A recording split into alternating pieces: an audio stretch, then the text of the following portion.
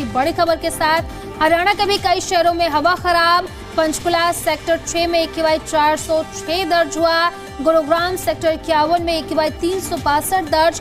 वहीं मानेसर की बात करें तो मानेसर सेक्टर 2 में AQI 271 दर्ज किया गया है। फरीदाबाद सेक्टर 11 में AQI 287 दर्ज किया गया है। बल्लभगढ़ में AQI 300 दर्ज किया गया है। कुरुक्षेत्र की बात करें तो कुरुक्षेत्र सेक्टर 7 में AQI 257 दर्ज किया गया है। पानीपत सेक्टर 18 में AQI 289 दर्ज किया गया है। रोहतक MDU में AQI 223 दर्ज किया गया है।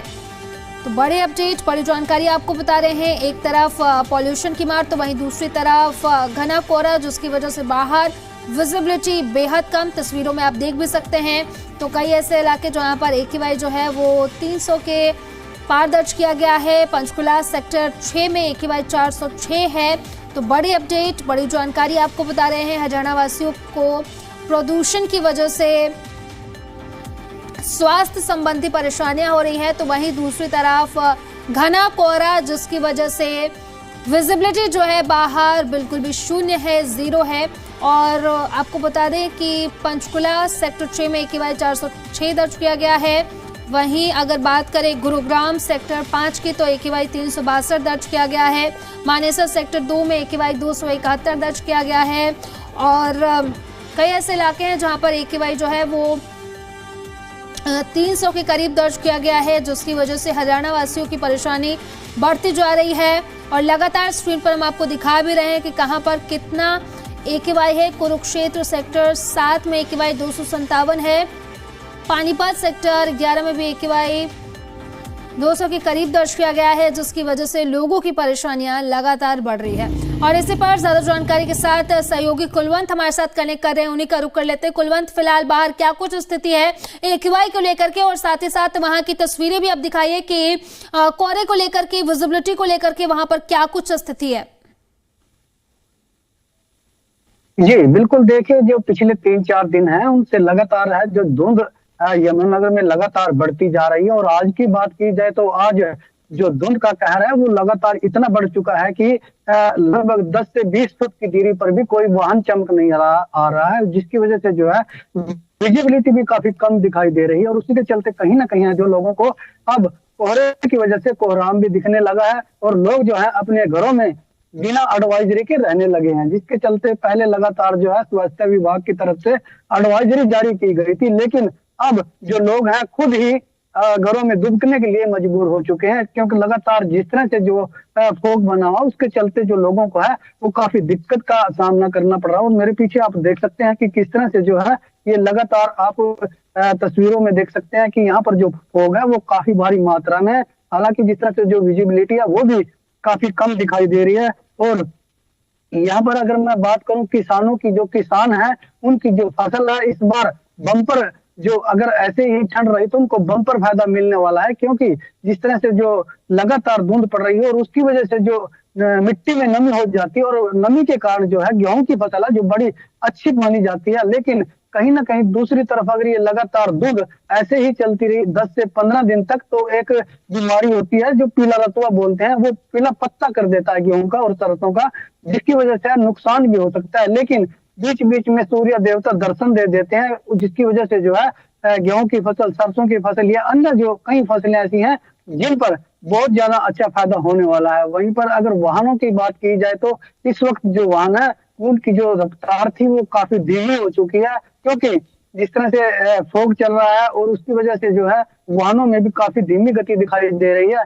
अगर वहीं पर मैं अगर टेम्परेचर की बात करूं तो आज का जो टेम्परेचर है वो कम से कम 6 डिग्री न्यूनतम जो तापमान माना गया है 6 डिग्री सेल्सियस है। और जो हवा की गति रहेगी वो 6 से 7 जो स्पीड रहेगी। वहीं पर मौसम की नमी की बात की जाए तो 95 से 97% है जो आज नमी की रहने की संभावना है। वहीं पर अगर ऐसे ही धुंध चलती रही तो उसको लेकर कहीं ना कहीं सूर्य देवता भी आज मुश्किल है कि नजर आएंगे। लेकिन जिस तरह से जब लोगों को भी पहले हिदायतें दी गई थी, लेकिन अब जो लोग हैं घरों में बैठे हुए हैं उसको लेकर कहीं ना कहीं है जो अब धुंध बढ़ने के आसार है। मौसम विभाग की माने तो 29 तारीख से लेकर 1 जो जनवरी है उस तक आसमान में बादल छाए रहने की भी संभावना जताई जा रही है।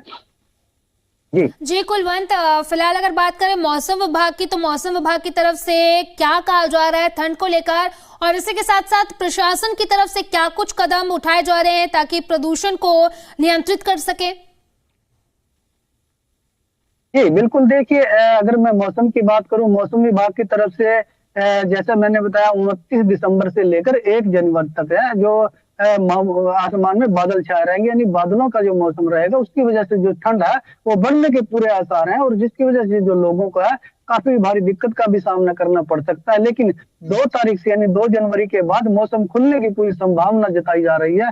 वहीं पर अगर प्रशासन की बात की जाए तो AQI को लेकर आज जो यमुनानगर में है वो 254 का आंकड़ा दर्ज किया गया है। हालांकि पिछले दिनों की अपेक्षा यह काफी मतलब नीचे डूबता हुआ नजर आ रहा है, क्योंकि पिछले जो कई दिन थे उनमें जो ये आंकड़ा था 300 के आर पार पहुंच चुका था, और जिसके चलते जो है लोगों को गले में खारिश या फिर कहीं ऐसी उनको सांस लेने में दिक्कत होनी शुरू हो गई थी। लेकिन वहीं अब प्रशासन भी थोड़ी सी सजगता करते हुए नजर आ रहा है। लेकिन इस तरह से जो मौसम है उसमें कहीं ना कहीं मौसम की वजह से भी जो है जो पोल्यूशन है, एयर क्वालिटी का जो इंडेक्सन है वो काफी कम होता दिखाई दे रहा है, क्योंकि मौसम में इन दिनों में नमी आ जाती है, और नमी की वजह से जो है जो मौसम वायु प्रदूषण होता है वो उसका काफी कम दिखाई देना शुरू कर देता है। वहीं पर अगर मैं जो कुछ यमुनानगर में फैक्ट्रीज हैं, चाहे वो प्लाई फैक्ट्रीज हो या मेटल की फैक्ट्रीज हो, उनके ऊपर भी जो धुएं की बात रखी गई थी विभाग की तरफ से, कई जो ऐसे हैं कड़े जो टीमें बनाकर कड़े निर्देश जारी कर दिए गए थे,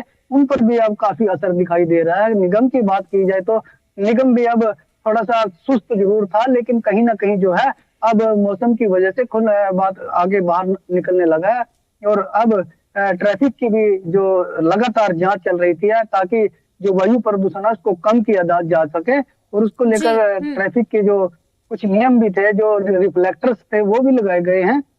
कई संस्थाएं भी आगे आई हैं इसको लेकर कि फोग के दिनों में ज्यादातर जो है एक्सीडेंट की संभावना रहती है, जिसकी वजह से जो है कई वाहनों पर जो बड़े वाहन होते हैं खासकर उनके जो पीछे हैं रिफ्लेक्टर लगा दिए गए हैं, ताकि जो पीछे से आ रहे वाहन वो बच सकें और बड़ी दुर्घटना से किसी भी तरह से कोई ऐसी बात ना हो।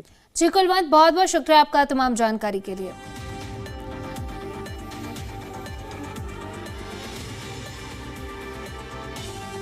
तो लगातार AQI का स्तर बढ़ता जा रहा है। चलिए अब आपको मौसम का हाल भी बता देते हैं। करनाल में मिनिमम 8 डिग्री सेल्सियस है टेम्परेचर। यमुनानगर की बात करें तो मिनिमम जो है वो 8 डिग्री है, मैक्सिमम 18 डिग्री है। करनाल में मिनिमम 8 डिग्री है, वही मैक्सिमम की बात करें तो 18 डिग्री सेल्सियस है। मिनिमम की बात करें तो 8 डिग्री सेल्सियस है। पंचकुला में मिनिमम 8 डिग्री सेल्सियस है, मैक्सिमम 18 डिग्री सेल्सियस यहाँ पर तापमान दर्ज किया गया है। तो लगातार हम आपको बता रहे हैं मौसम का हाल। पंचकुला में 8 डिग्री सेल्सियस मिनिमम है, 18 डिग्री सेल्सियस जो है वो मैक्सिमम यहाँ पर तापमान दर्ज किया गया है।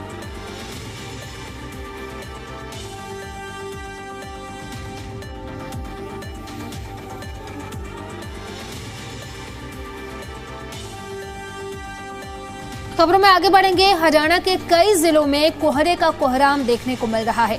2 तस्वीरें हम आपको दिखाएंगे।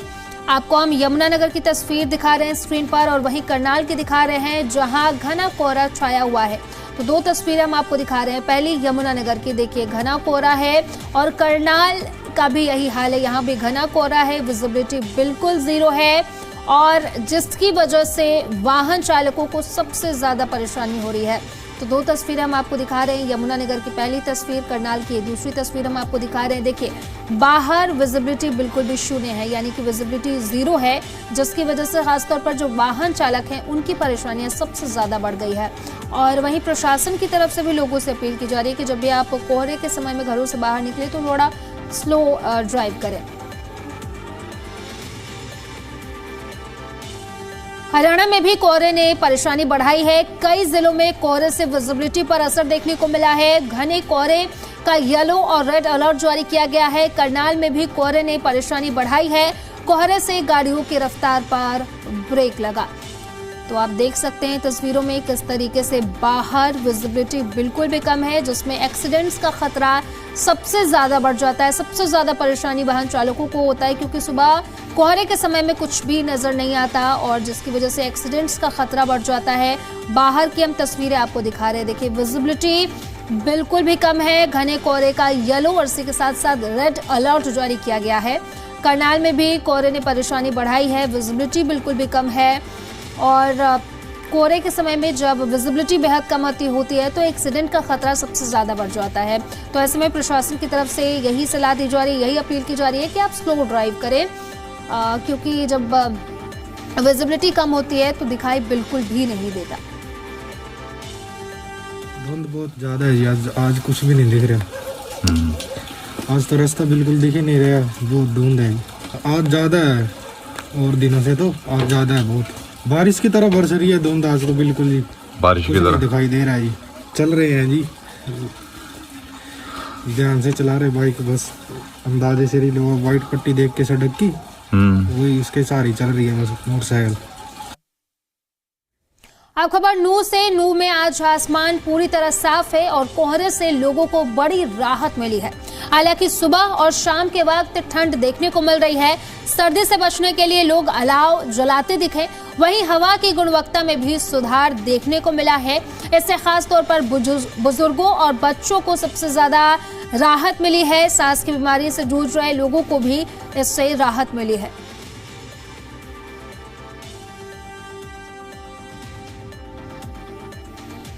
नूह में आज मौसम की बात करें तो मौसम आज साफ है और दिन की अपेक्षा आज कोहरा नहीं दिखाई दे रहा है। हालांकि पिछले दिनों की हम बात करें तो पिछले दिनों घना कोहरा देखने को मिल रहा था, लेकिन आज मौसम बिल्कुल साफ दिखाई दे रहा है। वहीं ठंड की बात करें तो ठंड का असर जरूर देखने को मिल रहा है। जिस तरीके से हल्की हल्की सर्दी अब बढ़ रही है तो लोग भी अलाव का सहारा लेते नजर आ रहे हैं। और इसके अलावा हम हवा की गुणवत्ता की बात करें तो हवा की गुणवत्ता में भी काफी सुधार देखने को मिल रहा है। जिस तरीके से पहले की बात करें तो कुछ दिनों पहले 200 से ऊपर जो हवा की गुणवत्ता थी वो थी, लेकिन अब आज की हम बात करें तो आज हवा की गुणवत्ता 165 AQI नापी गई है। ये दिल्ली NCR के लिए नूह मेवात से अनिल मोहनिया।